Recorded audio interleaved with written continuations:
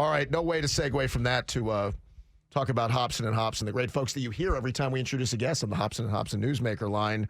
It is a tough time of year for a lot of people if you're going through a struggle in your marriage, and that's where Chris Hobson is always kind enough to stop by and help us through some of these tough times from Hobson and Hobson. Chris, good to see you. Let's get that. Let's crank up that mic. Boom, Mike. There we go. There we are. It's my first time here. That's okay. It's good Merry to see Christmas, you. guys. Thanks for having me in. We miss Sarah, but we're glad to have you aboard here today. It's Guys' Day today. It is Guys' Day, and we have no problem with that. And usually we would probably keep it light and keep it moving, but as much as the holidays are great for families and being together, there is some reality of folks are going through some tough times. And, you know, a lot of times you put it off until January. I'm sure you see this, like gyms get popular and then divorce attorneys also start getting those calls. Very popular, yes. Right? So let's talk about a couple of things.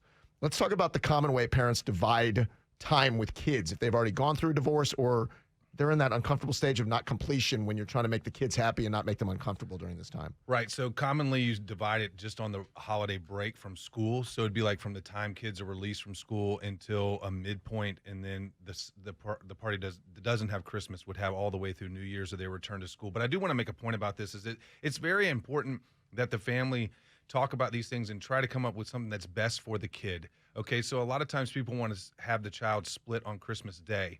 And if both parties live close together, that's ideal, right? But also, then think about it. You got to take your step away. If you're a little kid, if you're a 7-year-old, if you're a 5-year-old, do you want to leave in the middle of Christmas Day to then? So are you making a decision for you as a parent or for the child? So we generally recommend the following. We recommend that you split on the day after Christmas. And here's what you do. You and your son or you and your daughter will write a letter to write a letter to Santa and say, hey, Santa, by the way, don't forget that, you need to come to my mom, my dad's house on December 26th. And the kids never know. And then they get 2 trips for Santa. So there are certain ways you can do it as a parent outside of the legal system with your child to make it double as fun. There was a celebrity divorce earlier in the year. I think Shia LaBeouf, did I pronounce that correctly, Matt? Yeah, you're close enough.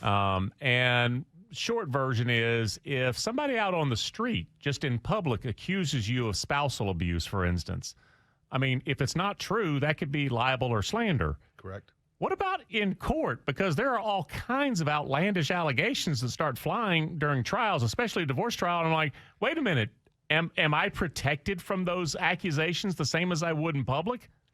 What do you mean, a statement in court that's false against the... Exactly. Yes, so that would be, no, it would certainly be, you could file something against them. I mean, the problem with any of this is that what kind of impact does it have on you financially? So there's a lot of statements that get said in court, and the best way to do it is to be a bigger person. If you know that those statements aren't true, you're also going to have the facts there to support that they're not true, because you're going to have a really good understanding of about what they're going to say when you get into court. So if they start saying things like that, you have evidence to support it. And does anyone file anything?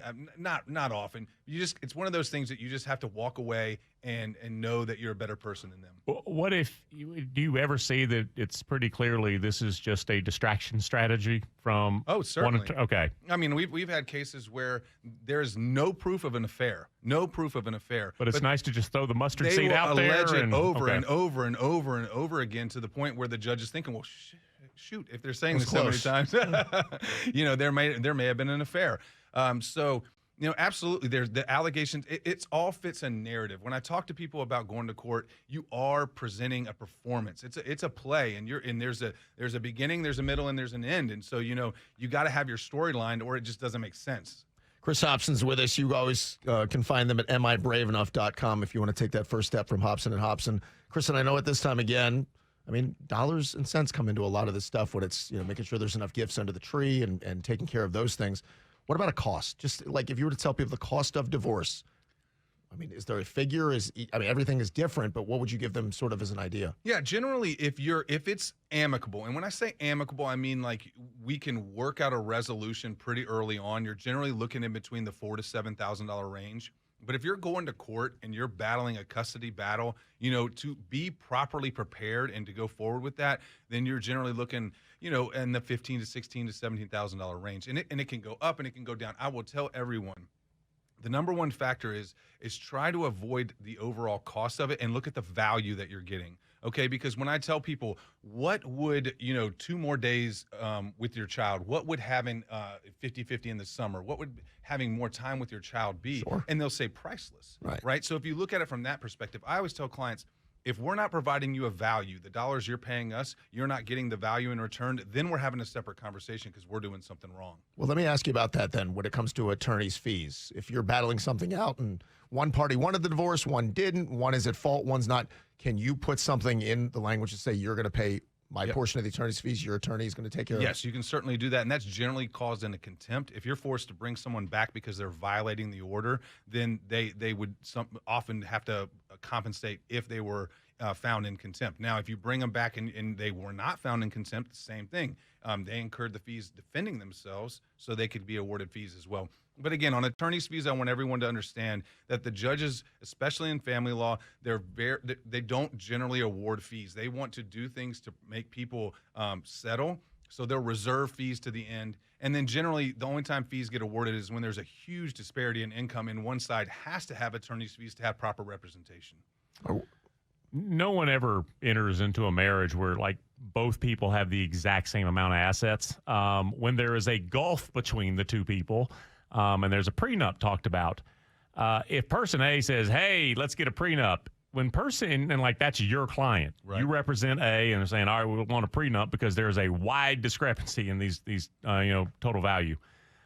When person B says, you're planning to divorce me, or this sets a bad tone, or what is the response to that? Because I kind of get that as a response. Yeah, and that's the narrative that I want to disrupt in this industry, because I think too many people look at it that way. Like, what, are you preparing for a divorce? Well, 50% of marriages end in divorce. So what I want to do is talk with people about preparing for divorce out of a place of love instead of a place of anger. So when you have that client that's coming in and the spouse is saying, are you getting ready for a divorce? Yeah, spouse to be. Right, to be. No, what I'm doing is trying to protect both of us. And we can look at this and in your own fact pattern, those assets that you're bringing into the marriage are a separate property anyway under the law. So what you're wanting to do is just inform everyone about these things. I think so many people have so many different things running through their head because they just don't have the knowledge, right? And so it's not that you're trying to hurt them or do anything. What you're trying to do is come up with a plan, and in the event that we do, either of us decide to go forward with the divorce, we already have the financials settled, so we're not paying the lawyers to send their kids to private school. We can send our own kids to private school. Okay, a lot of what you say, and here's our advice as well through experience. Do you have some advice for presenting the idea of a prenup? Because I have to imagine at the rehearsal dinner, that ain't the time to bring it up. Well, yes, too many people come in and say, we're getting married next weekend. Can I get a prenup? And I'm like, we'll certainly do the work, but, have you talked with her about it? I think what you got to do is when you got to have those conversations throughout your courtship, I guess you would call it. When you're dating, have those communications with them, because the thing about it is when you spring it on someone, then they're going to instinctively have those thoughts. Yeah.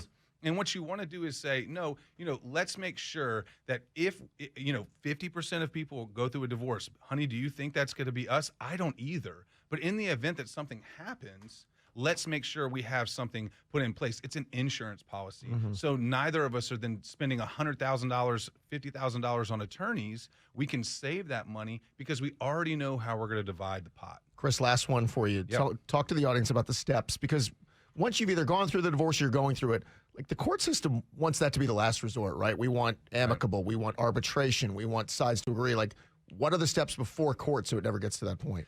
So the steps before court is going to be an informal settlement conference, and really what that means is that the two lawyers or the lawyer and the party can communicate and see if they can come up with a resolution between the two of them, or between the parties, okay? And really, it's before it comes to lawyers, you guys should have a conversation amongst yourselves. At least try. The court wants to see that you tried to resolve these issues before you hired a lawyer. Then have the lawyers communicate. And then if the lawyers can't do it, then you're going to go to mediation or arbitration. And mediation is where a third party kind of goes between the rooms and tries to give a different perspective, because the lawyers are at that point arguing on behalf of your client. So they kind of try to come up with different resolutions. or you can go to arbitration and say, hey, let's avoid the judge and entirely, and have a third party rule on this issue. And there's definitely speed-wise, money-wise, that's a huge advantage, and that's really where we're pushing our clients to go forward with, because there's just so many advantages to saving money. At the end of the day, you need an answer, and the problem with the divorce and family law system is it may take you 18 months to get that answer, and that's a travesty. And I'm trying to figure out ways to help my clients get through that. Which the kids suffer, the Everyone relationship, suffers. everybody suffers. Yeah. I mean, how can you co-parent with someone when you know you got court coming up in 4 months, right? You're walking around on eggshells. You know everything's getting screenshotted, recorded. So I want to help people. I want to stop being the problem and help be a part of the solution. You guys can go to amibraveenough.com. Again, that's amibraveenough.com to get in touch with Chris or Sarah Hobson, Hobson and Hobson. You hear them on the radio station. It might be a difficult time, but they're going to help you through it. Again, amibraveenough.com. Chris, it's good to see you. Thanks, guys. I Thank you, appreciate my friend. it. Happy holidays. Absolutely. Appreciate it very much. All right, coming up next.